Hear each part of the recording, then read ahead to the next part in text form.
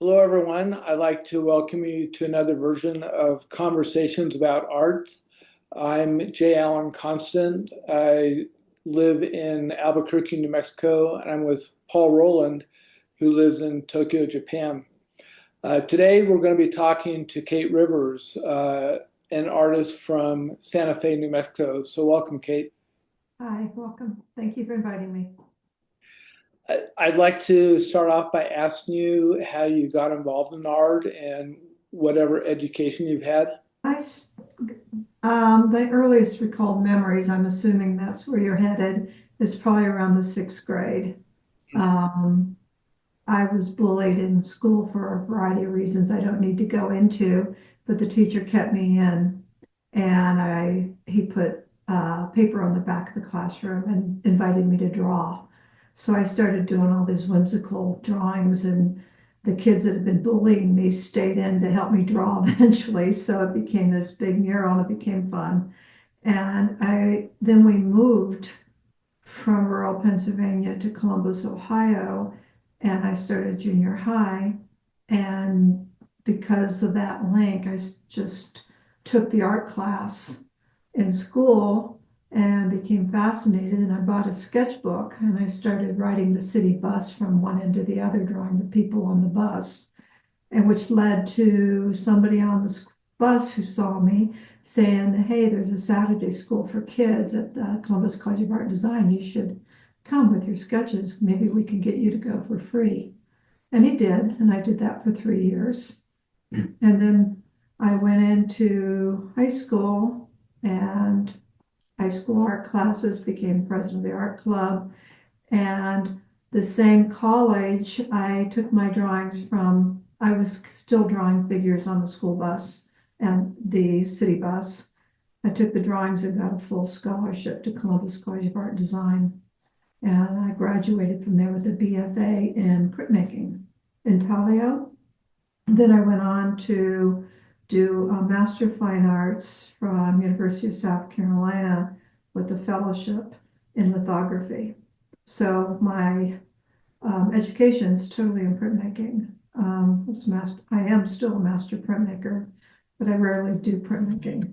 I also want to mention a video you sent me of your studio, which we'll make available to the listeners here. But could you talk about your studio? Because I thought it was fantastic to look at the video.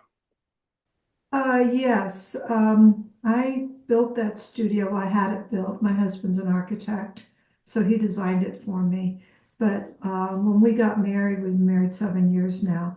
I Another thing, kind of a pastime, is buying houses that are a wreck and fixing them up, and I've been doing that and making money from doing that. My last house, which I bought in Santa Fe, I also bought it really low. It was pretty much a mess, and fixed it up, and I sold it and used the proceeds to build the studio. I always wanted to have a studio that was bigger than my house, and so now I have it. And it's pretty funny, and it's actually on the market right now, and we're moving to the Hudson Valley area and buying a church. It's in Athens, New York, and it's 6,000 square feet. So it'll be my studio, part of my studio, and we'll have a house in it too, probably somewhere. Let's take a look at some of your artwork right now. This piece is rather large. It's 40, well, it says 48 by 72 on it. And this is all made with book covers primarily. And this process I developed in this particular series in 2010, I believe. I started working with books because I had so many teaching and I couldn't give them away or get rid of them. So I started using them in my artwork. And this particular series, these are all books that are given to me, by the way, usually from estate sales. And I cut them apart and so glue them on paper, usually Arches 88, and then I stitch it. And I don't know if you can tell by this picture. You probably can't. Maybe some of the others you'll be able to tell. It's all machine stitched like a quilt. And I did that initially. There were several metaphors going on with this process with the stitching. One that had to do with, surgical stitching, and the other one, the geese bend quilts. Because I did my MFA in South Carolina, where I was, became familiar with some of the black slave culture that from, 50, 75 years earlier, where they had to use bits and pieces of fabric to make quilts. In other words, using everyone else's cast-offs and leftovers, which is really what that metaphor lends itself with the books. That idea of using something that's being thrown away, and in this case, it's books, which are loaded with meaning. Book burning, book bans, and here I am using them in artwork. So go figure. And this one's called All of Us, and I made this particular piece a year and a half ago. We were looking at a new presidential run, and I know how the current administration feels about minorities, the class divisions, anybody with a different gender, or basically it's about all of us. It's about community. Everyone belongs. So without getting too political here, most of my work has some sort of political thing in it that I hide. So, but it's in there. And it's just about individuals and how they're all on the earth and they all belong together. This particular piece, I did a whole series where the books became less symbolic like the previous one, but more landscape. And these are mostly antique books in some interior pages. So this is intentionally the landscape, kind of the idea, the trees, the books, and everything is kind of circular back to the landscape. So, the ground, the sunset with the red, and sky, desert, it's, when you look out my window, you see the mountains and the sky, because I live on top of a hill. That's another thing about my studio. It's on top of the hill, and you see the foreground, the middle ground, and the sky is way up there over the mountains. So that's basically a landscape view. In Santa Fe, there's a large building, the cathedral that's at the end of the main drag there. And it's the building that a lot of people go to visit. And, I'm going to a Seder today, I'm Jewish. And the fact that the architect of this building was Jewish. And it's just that real interesting, the Catholicism, it's a Catholic church, and it's extremely important in New Mexico, this particular building in Santa Fe. It now lives in a food depot in Las Cruces. It was purchased for percent for art purchase, and it's in the main area where poor people come and get their food twice a week. But I played around with the statues in the front, because that's a Native American guy to the right of the front door, and the idea left and right, because in the early Catholic Church, a lot of their symbolism, they placed what was considered good on the right and what was considered not so good on the left. Like the ecclesia and the synagogue represented the Jew, the person that was blindfolded and wasn't able to see the truth, and the ecclesia, or the female saint on the right, which was the good side. The women had to sit on the left in the church, the men on the right. It's just this whole left-right thing. And I was playing around with that and the image, and also the fun, the flying saucer in the air, and bury my heart at Wounded Knee. This whole, again, lust, this idea, of history, the church, and how people become segregated, and some are good, some are bad.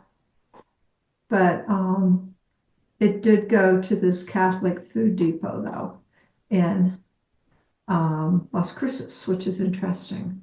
And the people were reading it and asking me to interpret some of the symbols for them. And I said, oh, I think you should just do it yourself. Yeah, yeah. And there's Rubens and Degas jumping out at me as well. From they look like pillars. Is that a criticism or is that a homage? Which artists are kind of remain touchstones for you now? Um, which part remains a touchstone on this particular piece? I'm not sure the question. Oh, sorry. No, I was just interested in how you'd put symbols in that were criticisms of various parts of our culture. I wondered if the references to Degas and Rubens here were criticisms or whether it was kind of a homage to maybe one of your artistic influences. Well, I like the artists, but the thing is about artists and history, it's and when I studied, I didn't even know there were women artists. That I mean, of course, there was Mary Cassatt and Georgia O'Keeffe, but that was it. I wasn't familiar with many of the amazing female artists, but I think that's really what I was going for. The fact that this is history we see, not the history that is. And who are those artists that have really inspired you? Alice Neal, I think she's amazing. Do you know Alice Neal? Um, Louise Nevelson. I met her when I was 18. She had a huge impact on me. Um, I was a sculpture major at the time when I started college, and the professor wouldn't allow me to learn to weld or to cast because of my gender. And she came to visit the school to speak, and she addressed the sculpture majors private separately, and I was the only female. So she called me up and had me sit at her feet and made all the guys stand. And my legs went to sleep. But she was like I don't know. She's told me she was interesting. She made the guys look at me, and this is probably the first time I realized that there were powerful women artists. She said she made the males in the room look at me and said, "See her? She's going to be better than you. Better watch." I don't know if that's true, but but it's still that she said it was pretty interesting. And then No, that must have been, yeah, very empowering. Yeah. it empowered me for a while. Yeah, it did give me that little shot of adrenaline that I needed because it In was, this culture as well, of course, as you say, so dominated by male artists. well, all of my teachers were male, all of them. Good point. Good point. I can imagine. Yeah, it's all the way through except for my art history teachers. And when in graduate school, my teachers were the art history were and the philosophy, they were women. This piece was fun. This is huge. Oh God, I think it's 80 something by 80 something. But I saw a swallow nest, and if you can kind of see the shape of a swallow nest in it, the kind of nest that is usually under a bridge, it's kind of stuck up there. The birds building that nest just pick up bits and pieces of things to build it. And so I built this piece the same way, like a nest. And I collected everything that I was normally going to throw in the trash over a 2 month period or a month period, and I put it in this piece. I had run the New York Marathon, and my the little blanket they give you at the end when you cross the finish line is in there. Buttons that people gave me, an old map uh, from Italy, lots of maps, music pages, just all kinds of stuff are in there, and a little bit of paint. Um, and it's called Daido because I was thinking again about a powerful woman. So it's a strand that kind of weaves into my work. Dido, are you familiar with the story of Dido? She was a queen uh, when the founding of Rome, and she had this. Well, she ended up being burned in a alive in a uh, kind of in a big kind of grave like Native American style. But it's just an interesting story. And there are a lot of varieties of that story, but it struck me. So it's just how all these things weave together and to form this nest-like structure. Are the wiggly lines that kind of make up the nest, is that paint? No, those are pieces of maps that are torn and Oh, glued okay. in. Yes. And I did sew a little bit on it, but it was too big and I didn't want to cut it apart. So most of the stitching's around the edge. And you've done a whole series of these nests, haven't you? Yes, I did. And they actually became very popular and they're in a lot of collections. I was just doing them for me and then it just really took off. Mm. I try not to do them anymore. I still have one gallery that shows them in Dallas, but I really am trying not to do them anymore. So, It's a really powerful metaphor, though, and I'm just struck again how things jump out at me. I can see that down the bottom in the middle. Is it operatic nightmare? That's what I can read yeah, anyway. it is. It is. I was curious about other people's reactions to your work. Do they operate a bit like a kind of almost like a psychological test, like a Rorschach test? You know, what do people see in in your work? It varies. People usually in galleries, they don't know I'm the artist. I walk in and watch them because they stand there and they're reading it and wondering what it means and stuff. But people come away with basically what they want it to mean based on where they come from. I mean, emotionally. But frequently, most people don't understand really what I'm doing, which is fine with me because yeah. And this piece is still in my possession.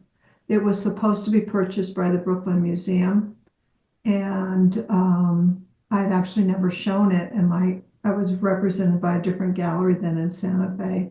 And I told them, and I gave them the name, I told the gallery the name of the curator uh, to the gallery owner. He didn't do anything with it. He thought it was a joke. He said, "Oh, they're not wanting to buy that work." And so it was 3 months later, and I said, "Larry, what happened with this?" And he said, "Oh, I didn't follow up. I didn't." So I did, and they had purchased a different piece. So I kept it and put it in my studio, never showed it again. And here's Mythmaker, which you referred to earlier. Yeah, this is the commission for Netflix Studios. They built a new complex south of Albuquerque.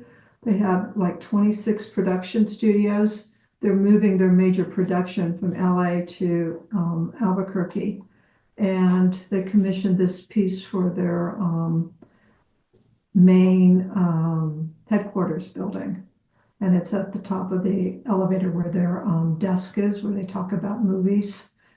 And they asked me to put what they call these little Easter eggs in it. First of all, the color band replicates the color that you see when the Netflix comes on. When you're watching Netflix, all the colors flash.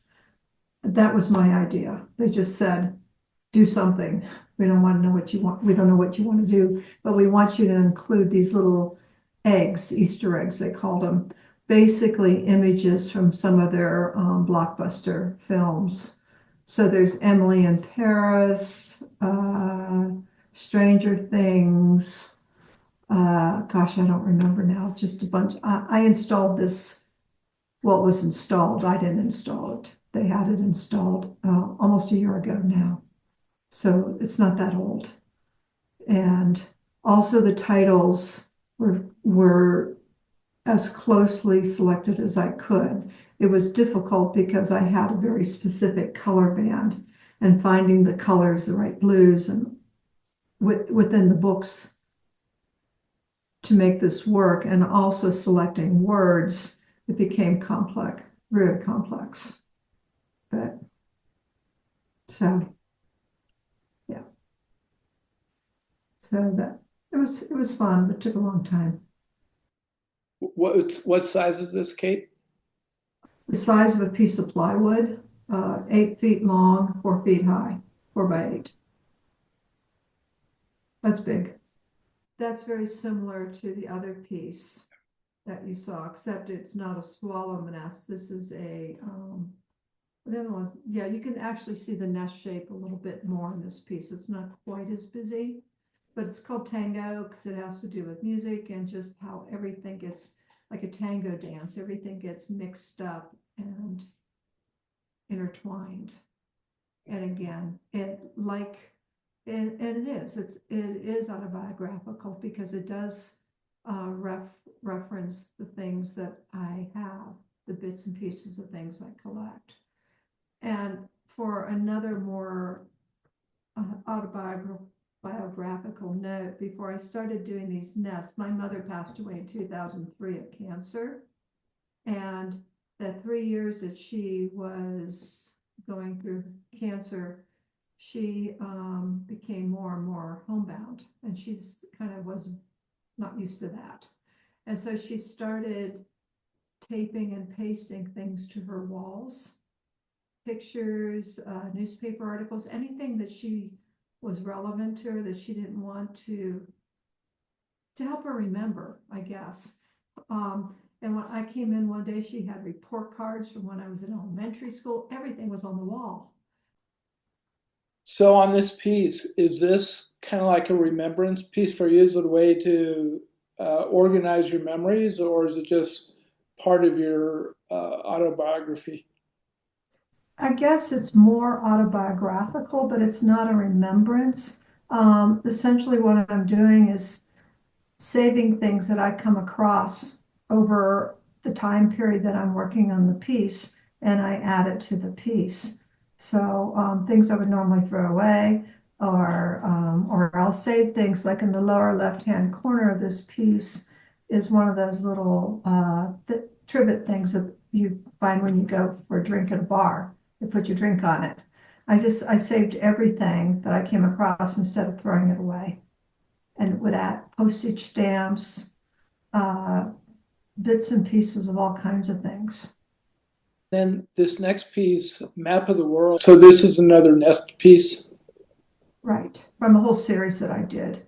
And this particular piece, I used primarily some old miners' maps from Colorado, New Mexico area from the 19th century.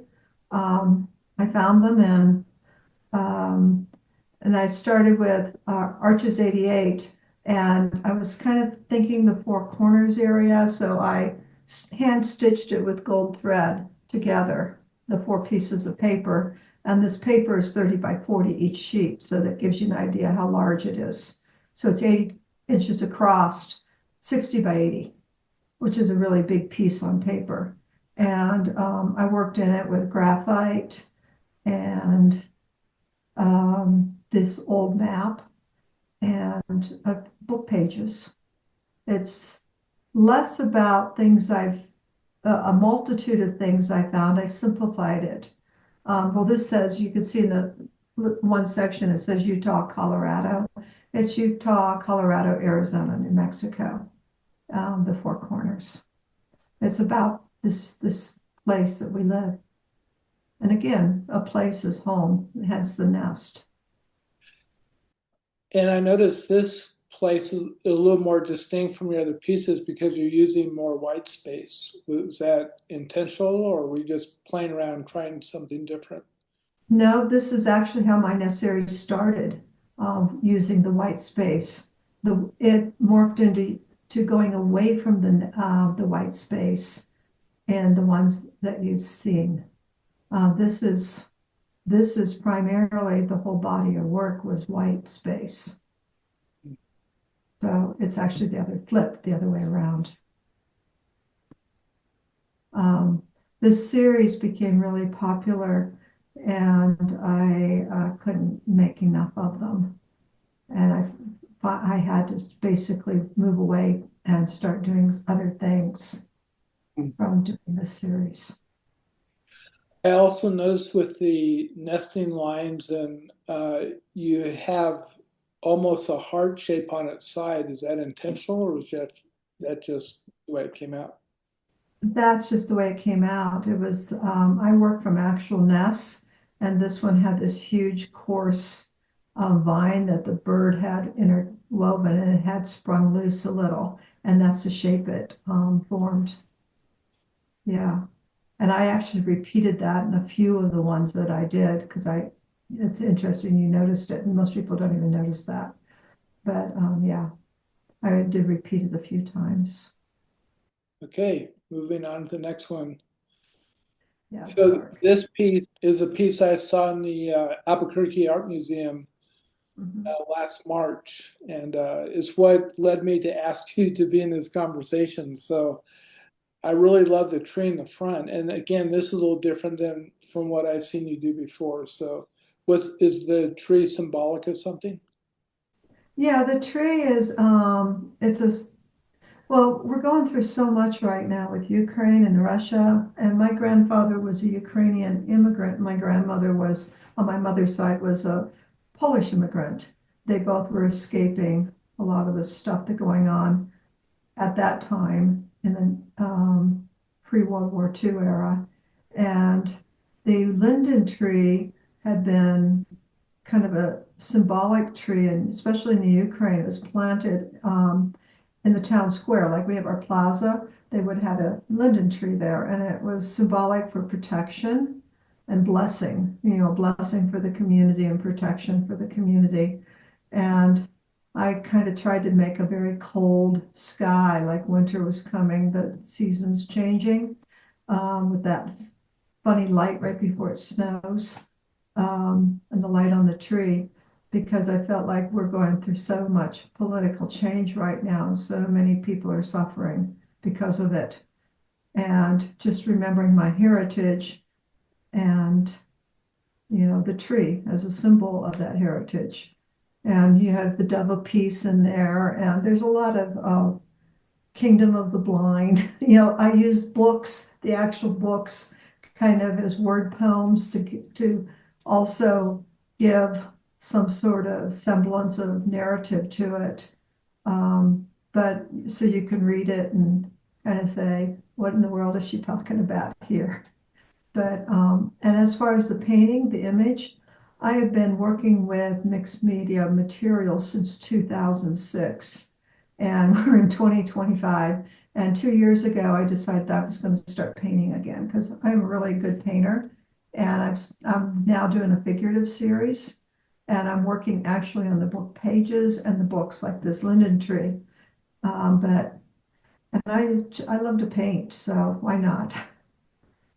So I'm just trying to include it in the series, just moving in another direction because I don't like to stay anywhere for a very long time as an artist. I get bored. Restless, I guess, is a better word, not bored, which makes my galleries crazy. They don't like it. They'd rather I just do the same thing over and over again. It's powerful. Thank you, Alan. Let's go to the next one. This is the river. The river, yeah, that one. Actually, the impetus came again because a lot of times my book pieces do reference landscape. And we had just purchased a house in Malden, New York, right on the Hudson River. And I was watching the rain and the river and the birds. And this piece was a response to that. I had done another piece where I actually painted all the birds, and these are actually cut out of books, the book covers there. So it's still all the books. And I put the birds in from the books. There might be a couple that I painted in there. But yeah, it's about change as well. The whole, the river is moving. I don't know if you know about the Hudson River, but it's one of the few tidal rivers in the world. When the tide comes in, the river flows upstream. And then when the tide goes out, it flows downstream. And the early settlers used to go back and forth to New York like that, following the tide of the river, which, going to trade and other places along the river that became important for lumber and factories and stuff. And I think that again goes back to the Lynden Tree, to wait, that whole idea of change and waiting for the tide. And the colors and the tonality impresses me in this one too. It almost looks like you're looking at a cross section of the river where it's lighter at the top and gets darker as you go down the bottom, and then algae at the bottom or some kind of plant life. Is that intentional? Yes, it was. Just that idea sinking, and Hmm. yeah, I was in a mood. Most of my work reflects where I am at the moment, and this one was done after the Lynden Tree, not that long after. It's a pretty recent piece. Yeah, this one is We Are Gods. Again, looking at the landscape, you'll see a book on there on Nostradamus and the world great religions. And this one is how religion and stuff kind of shapes politically. Religion has had a powerful effect on the politics of world history, from Jews being murdered. I'm Jewish, so that's the first where it go to. But it's in the sake of religion, many people have been hurt of all faiths. And so that's say we're gods. So I think people, communities, groups act like gods and decide that they know what's best. This piece lives at somewhere in Santa Fe, somebody's home. So, and this was an older piece. And it was much looser. The longer I started working with the books, the more controlled it became. I actually like this looser way with the oil stick in it, the blue oil stick. This reminds me of there's enough religion in the world for people to hate each other, but not enough religion for people to love each other. Yeah, I think that sums up what I was trying to say with this piece. I mean, look what Gaza's going through right now. It's just so much. And I made this one more than 5 years ago. And that it's just telling. It looks like you're creating a landscape here with a horizon. Yes. Yes. The darker blue and down to the land, like this mostly sky down to the land, desert. And it's intentionally no green. I wanted it to feel like barren desert, kind of with the immense sky, like there was still hope, maybe somewhere. Politics creep into my work a lot. Usually people don't see it because it's kind of hidden. They get caught up in the material and other messages and see other things because there's so much going on. They don't really see what I'm doing. And that's really how I started using mixed media, is because I was impressed by the artists that were living in Berlin during the beginning of World War II. And they started doing these collage pieces that were politically, against Hitler and against a lot of what was going on. And Gestapo people didn't see, they didn't understand it because it was hidden in the piece, so to speak. So and I was really fascinated by that body of work. So it kind of comes out in my work, not intentionally always, sometimes intentionally. And sometimes, when I work, it's quiet in the studio, and what I'm doing is very contemplative. And so it comes through. And I've started a new body of work. I probably should have sent you one of those images, probably to give me a break from this, but I can't help myself. It's still buried in that work. But I'm just doing paintings of people I see in public spaces. I'm having fun with it, but again, they're hopper driven imagery with a twist. So, and I just started it, so it's going to grow. We'll see where it goes. Kate, thank you so much for taking us a walk through your work and your creative process. It helped me to understand more of what you're doing and helped me to appreciate what you're up to with your work. So thanks so much. You're welcome. Thank you for taking the time to talk to me about it. I've enjoyed this adventure. You're welcome. Take care.